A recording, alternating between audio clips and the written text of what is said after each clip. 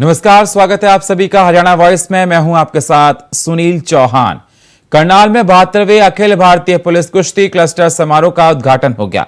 CM Manohar Lal ने कार्यक्रम का शुभारंभ किया और खिलाड़ियों को शुभकामनाएं दी। ये रिपोर्ट देखिए।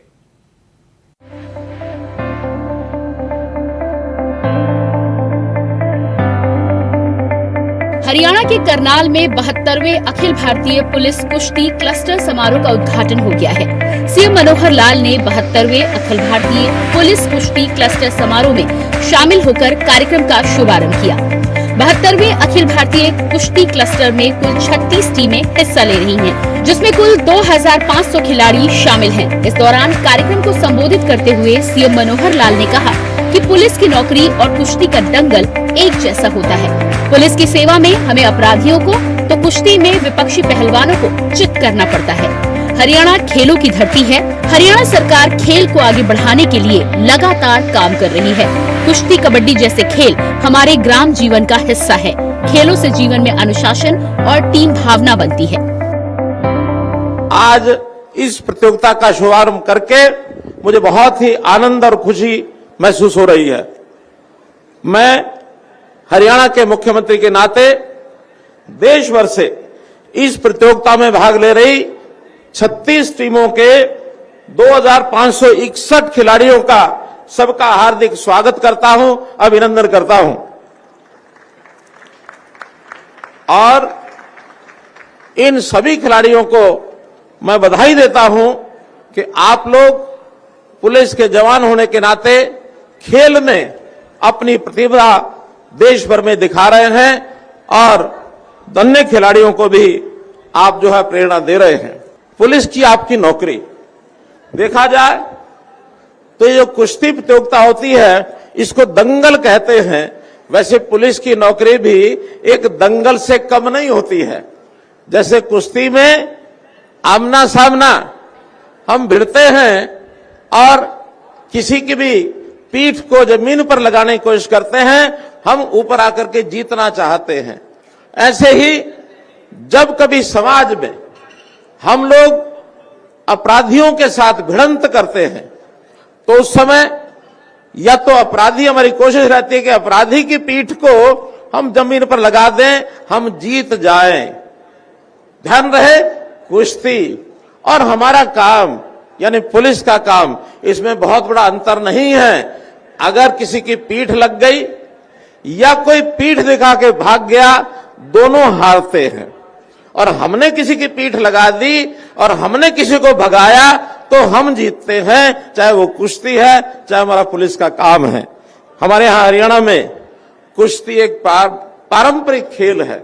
गांव गांव में खेल खिलाड़ी सबसे पहले कबड्डी और कुश्ती ये खेलता रहा है, माटी में खेलता रहा है। तो हमारी ये जो माटी हमको जो संस्कार देती है, हमारे खिलाड़ियों को आगे बढ़ने के लिए प्रेरणा देती है, वही खिलाड़ी आगे बढ़कर के देश और समाज का नाम ऊंचा करते हैं। अभी जैसे हम देख रहे हैं कि चाइना में एशियाड खेल हो रहे हैं। इन एशियाई खेलों के अंदर कुल मिला के अभी तक आज के जो टैली है, देश भर के 71 मेडल आए हैं और इस 71 मेडल में हरियाणा का 20% से ऊपर हिस्सा है। 16 मेडल हरियाणा जीत चुका है। तो इसलिए हरियाणा हमारा ये खेलों का एक प्रकार से ये खेलों की धरती है, खेलों का हब है। हम खेलों को आगे बढ़ाने के लिए सरकारी तौर पर भी बहुत से ऐसे प्रयोग करते हैं ताकि हमारे जो खिलाड़ी हैं वो किस प्रकार से खेलों में आगे बढ़ें। खेल प्रतियोगिताओं से हमारी जो भावना है, एक टीम की भावना बनती है, सहयोग की भावना बनती है, परस्पर एक दूसरे से मिल करके काम करने के लिए प्रेरणा लेते हैं।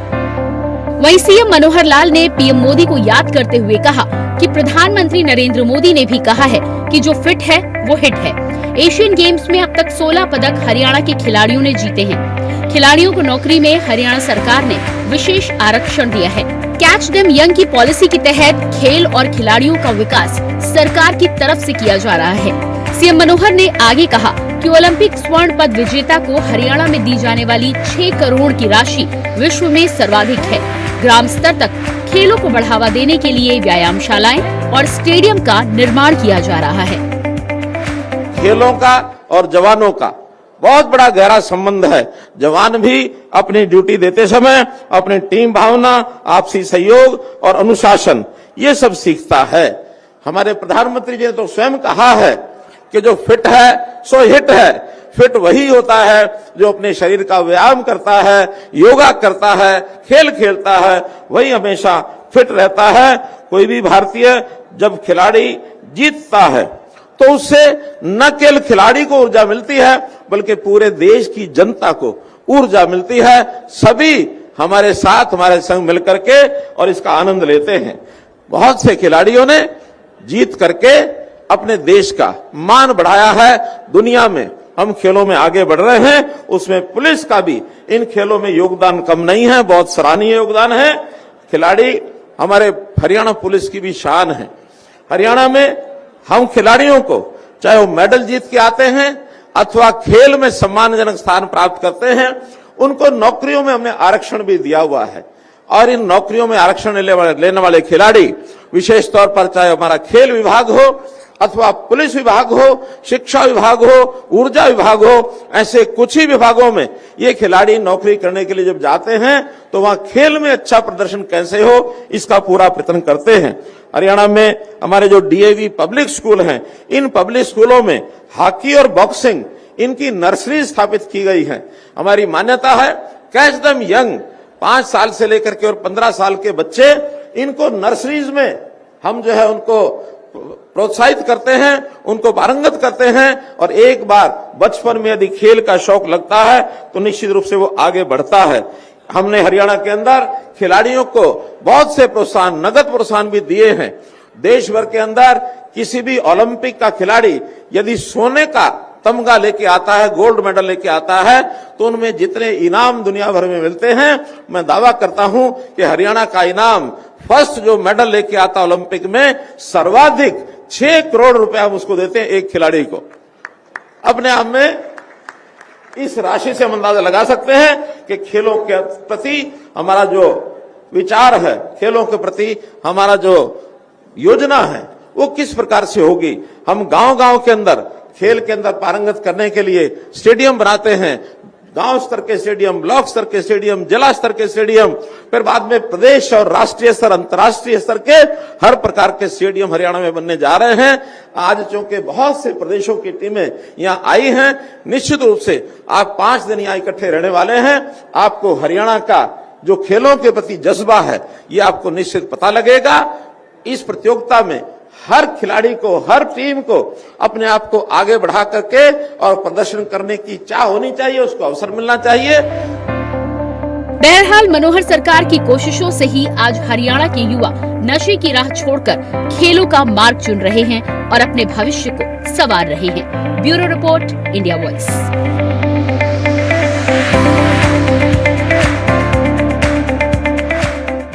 हरियाणा और पंजाब के सतलज यमुना लिंक नहर विवाद पर सीएम मनोहर लाल की कोशिशें रंग लाईं और सुप्रीम कोर्ट ने इस मामले में कड़ा रुख अख्तियार करते हुए पंजाब सरकार को फटकार लगाई है और हरियाणा सरकार के पक्ष में फैसला सुनाया है। ये रिपोर्ट देखिए।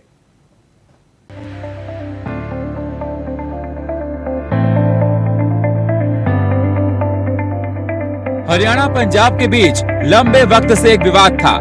ये विवाद था सतलज यमुना लिंक नहर का, जिसको अब हरियाणा सरकार विजयी होती नजर आ रही है। दरअसल इस विवाद को लंबे वक्त से प्रदेश सरकार उठाती रही। कुछ वक्त पहले अमित शाह ने अमृतसर में उत्तर क्षेत्रीय परिषद की बैठक ली थी, जिसमें हरियाणा के सीएम मनोहर लाल ने इस मुद्दे को जोर शोर से उठाया था। हालांकि पंजाब के विरोध के कारण उस वक्त इसका कोई समाधान नहीं निकला था, लेकिन हरियाणा सरकार की कोशिशों के कारण अब इस विवाद का अंत होता दिखाई दे रहा है। मामले में सुप्रीम कोर्ट ने सुनवाई करते हुए बुधवार को पंजाब सरकार को जमकर फटकार लगाई। कोर्ट ने पंजाब सरकार को कहा कि वो इस मुद्दे पर राजनीति ना करें। पंजाब सरकार कानून से ऊपर नहीं है, सुप्रीम कोर्ट को सख्त आदेश देने के लिए मजबूर ना करें।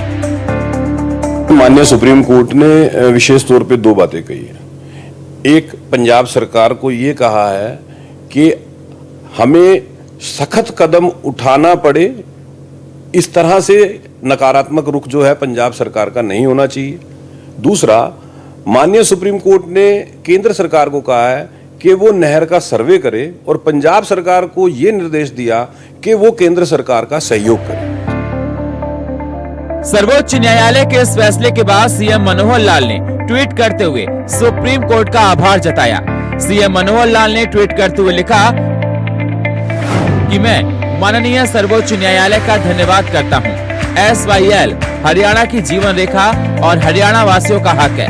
मुझे आशा है कि पंजाब सरकार माननीय सर्वोच्च न्यायालय के आदेशों पर अविलंब अमल करेगी।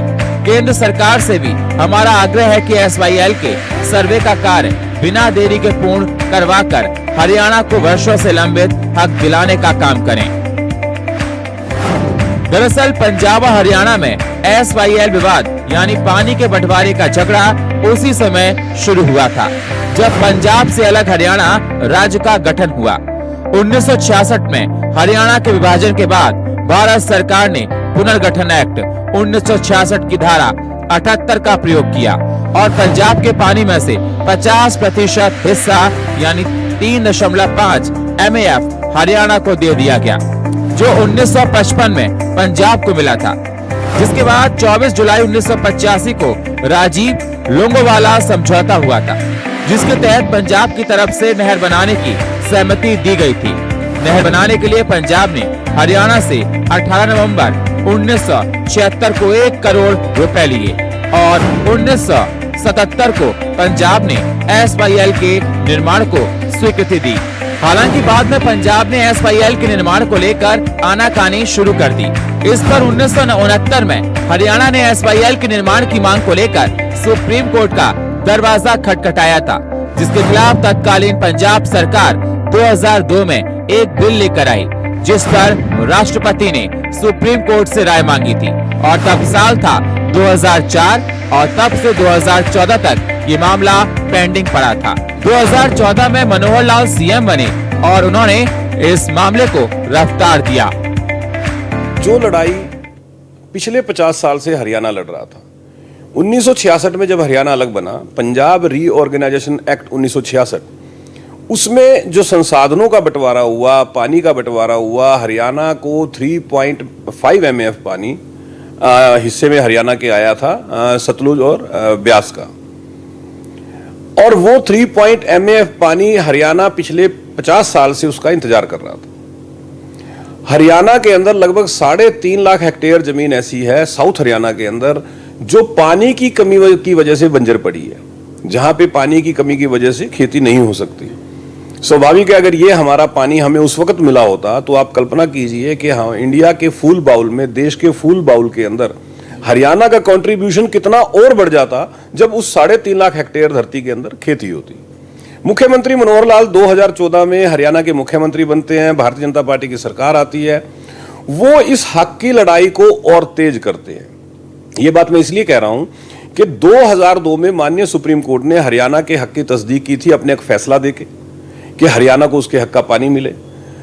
तत्कालीन पंजाब सरकार ने उस वक्त माननीय सुप्रीम कोर्ट का निर्णय आने के बावजूद विधानसभा के अंदर सभी जल समझौते रद्द करने का एक प्रस्ताव ले आए, एक कानून एक्ट पास किया। वो एक्ट स्वाभाविक है राष्ट्रपति महोदय के पास गया, राष्ट्रपति महोदय ने उसको माननीय सुप्रीम कोर्ट की संवैधानिक पीठ के पास भेजा, ये राय लेने के लिए कि पंजाब की उस वक्त की सरकार ने जो जल समझौते रद्द किए हैं क्या वो संवैधानिक है या असंवैधानिक है।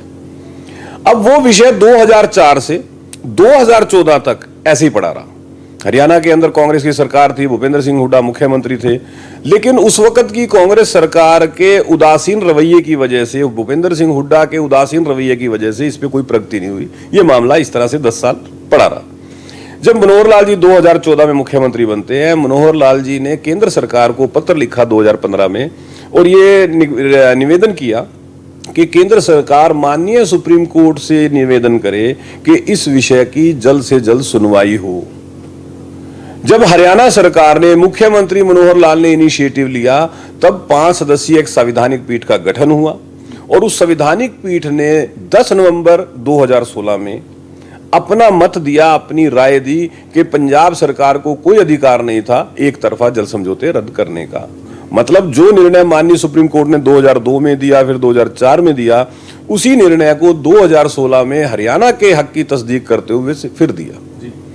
अब विषय आ जाता है कि पंजाब सरकार का जो रवैया था, जिस तरह का रुख पंजाब सरकार ने अख्तियार किया हुआ था, वो नकारात्मक था। हरियाणा सरकार फिर माननीय सुप्रीम कोर्ट में गई कि आपने जो निर्णय दिया है उसको एग्जीक्यूट करवाएं।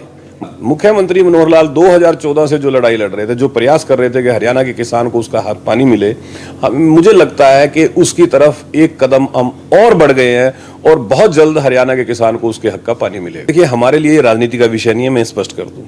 मैंने पहले भी आपको बताया कि मुख्यमंत्री मनोहर लाल ने 2015 में केंद्र को पत्र लिखा था। उस वक्त कोई सच्चा चुनाव नहीं था। 2014 में तो हम जीत के आई थे, सरकार बनी थी, कोई चुनाव नहीं था, क्योंकि हमारे लिए राजनीति का विषय नहीं है। ये विषय है हमारे हक का, हमारे किसान के हक का, हमारी जो धरती बंजर पड़ी हुई है उस धरती के हक का। ये लड़ाई हम अपने हक के लिए लड़ रहे हैं, क्योंकि हमें बंटवारे में ये पानी मिला है। ये जीत हरियाणा वासियों के उस भरोसे को दर्शाती है जो उन्होंने हरियाणा की मनोहर लाल सरकार पर जताया था। जिस हक की लड़ाई हरियाणा वासी वर्षों से लड़ते आ रहे थे, इस जीत के बाद वो लड़ाई समाप्त हो गई है और प्रदेश को उसका हक मिलने जा रहा है। Bureau report, India voice.